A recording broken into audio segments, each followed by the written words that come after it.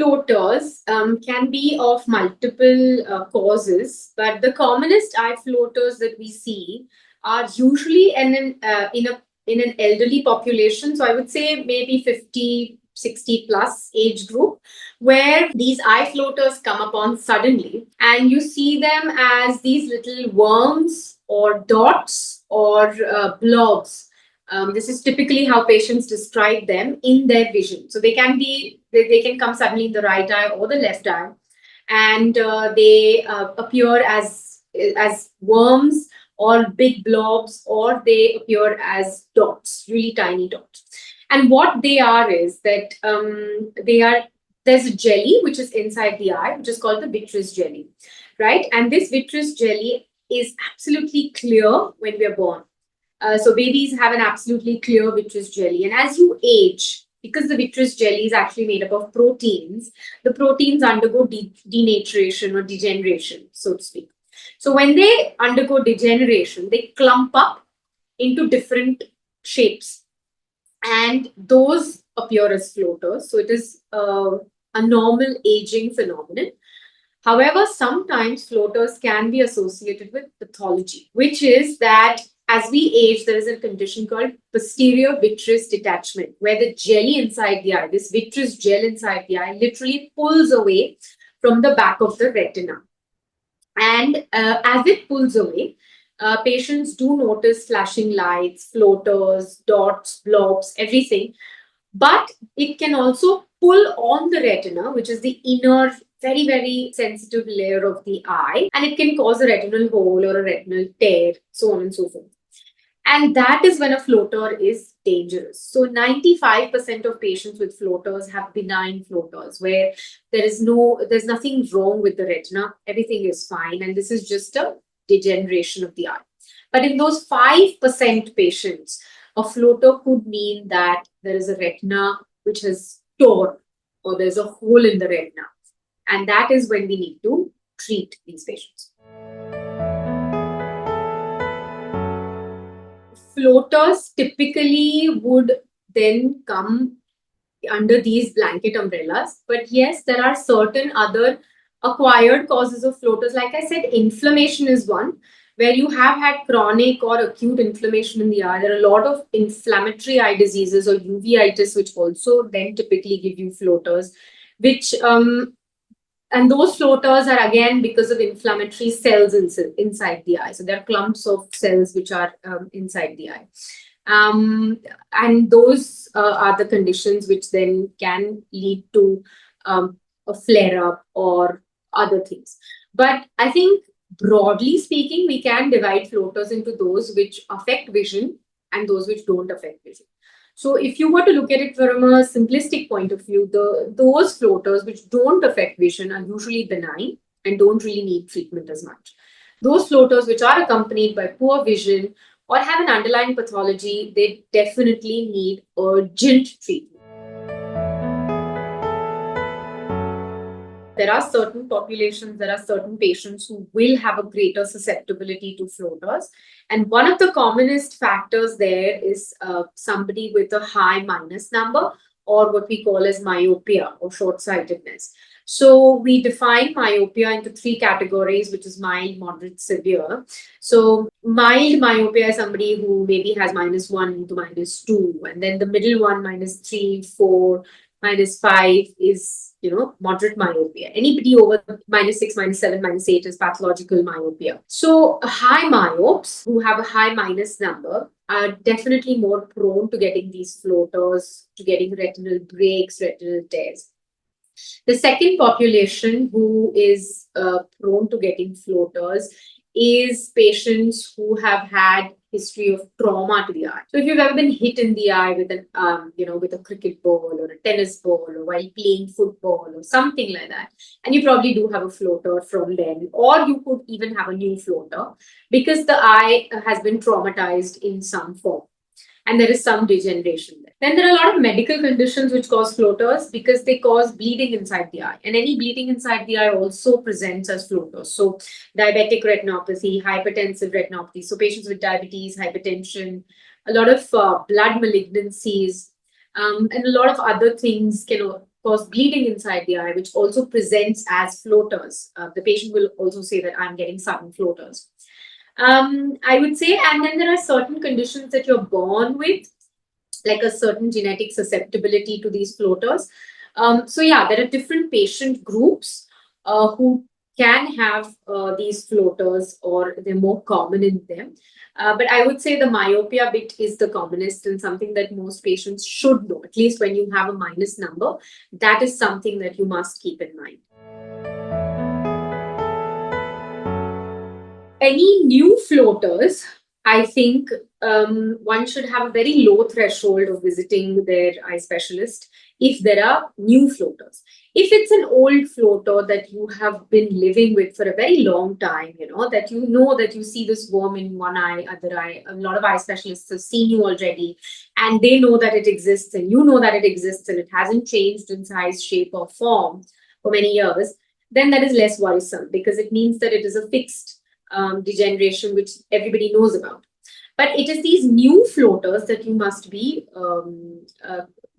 very vigilant about, especially when you are a myope or when you have had history of trauma.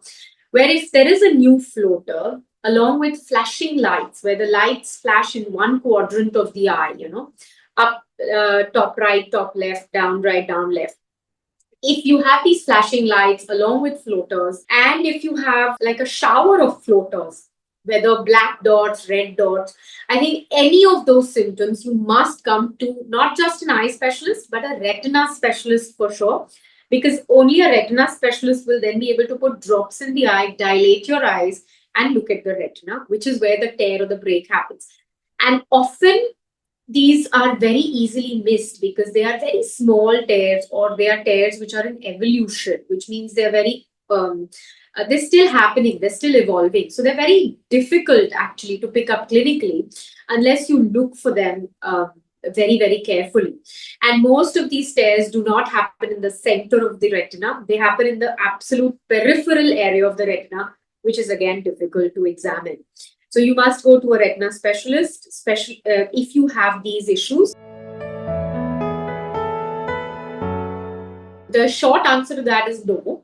But the long answer to that is that floaters are something that your brain learns to ignore.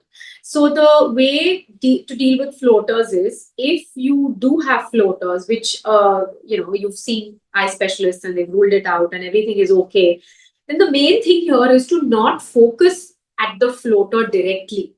The more you look at the floater, the more you obsess about the floater, the more you sort of visualize the floater, the more your brain thinks, oh, there is a problem here. It starts focusing on that. The best thing you can do for an old floater, which you know has been there for a long time, is try and get on with your daily jobs, try and get on with your daily life, your work, instead of focusing on the floater. So stop looking at the floater. Just look at objects or whatever at distance, but don't look at the floater directly. And what that does is, over time, your brain literally learns to ignore it, because the brain is a wonderful organ and it is very, very flexible even at later ages. So, which is now what we're learning now. Depending on why you have the floater, if it's a degeneration of the vitreous, it's going to be in the eye lifelong, right? If it's blood, which is in the eye, which is causing floater, it takes about 3 months to completely disappear, and all the bleeding inside the eye to settle and dissipate. If it is due to, say, trauma or old injury, then again, depending on why you're getting the floater, if it's just the vitreous jelly which is sort of liquefying, again, it typically takes anything between 3 to 6 months to completely settle or at least settle down into the eye, and for patients to sort of get used to it. So yeah, so I would say anywhere from 3 months to 6 months is your time period of being affected by the floater. We classify the treatments based on why patients are getting the floaters. If the floaters are because of a retinal tear or a retinal break, which we have caught early, the retina specialist will laser the retinal tear or the break with a procedure called a barrage laser, so that it doesn't convert into a retinal detachment at a later point. If it is because of bleeding inside the eye due to a variety of reasons, because of diabetes, blood pressure, trauma, then there is a surgery called vitrectomy surgery, which is done to remove the blood physically and the jelly inside the eye and do other procedures to sort of make the eye safe. And that is how we would treat those floaters. There are certain conditions, certain inflammatory eye conditions, like Fuchs heterochromic iridocyclitis, which causes inflammation inside the eye, and floaters because of that. And again, you need the surgery to clear them if they're absolutely, if the patient is absolutely not happy with the floaters. So depending on the type of floater, depending on the cause of the floaters, there are different ways to manage them. The commonest one, which is PVD, which is age-related floater, like I said, we would leave it in place. We would not touch it. And patients eventually just get used to it because it doesn't affect vision. It just affects, you feel like there is something there, but your vision is actually fine. So we don't do surgery for those cases. But yes, in patients whose vision is affected along with these floaters, surgery, laser, or a combination thereof is definitely a treatment option.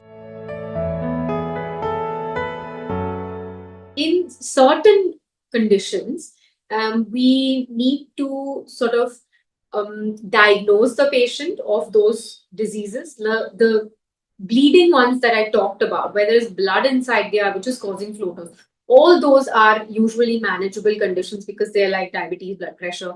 But patients are sometimes unaware, and floaters becomes, or bleed in the eye becomes, the first symptom for which they seek medical attention. And then they find out that, oh, we have diabetes, oh, we have blood pressure, oh, we have this cholesterol problem. So those are the manageable conditions. If it's a high myope or a short-sighted patient with floaters, no, we can't really do anything to prevent them because it's just the way the eye is that it is causing the floaters to form. The other thing is to prevent trauma to these eyes. So you can be careful in the sense not get hit in the eye. If you do like playing contact sports, say there is somebody who likes playing tennis or squash or badminton or cricket, the main thing here is to wear eye protective gear, which is now easily available online, offline, everywhere. When you wear these glasses to prevent being hit in the eye recurrently, or to prevent the eye from getting trauma. And so these patients should take that precaution to then prevent floaters and a retinal tear and a retinal break. Other patients who have underlying systemic diseases should monitor those diseases and should ensure that they are well controlled to not get bleed inside the eye in the form of diabetic retinopathy or a vein occlusion or something like that. But the age-related one is something that we can't really prevent. There is no prophylactic treatment for that kind of floater. So yes, again, going back, the type of floater and the kind of floater does matter. And that is when we can have this discussion with the patient, which is personalized, which is tailored to then tell them, okay, oh, this is what you can do to prevent this floater from coming up or not.